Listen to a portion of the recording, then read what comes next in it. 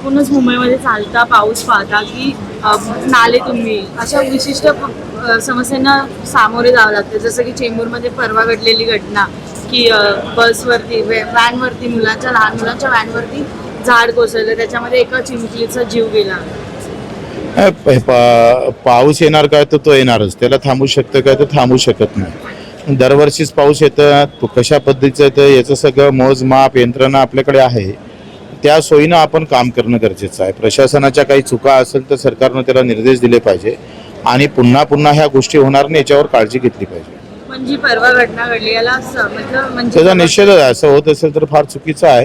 त्याला जे काही जबाबदार असेल, कारण आता रस्त्याच्या बाजूने झाडं असेल तर ते जीर्ण झाले काय, त्याला कापाची गरज आहे काय, हे विचार केलाच पाहिजे ना.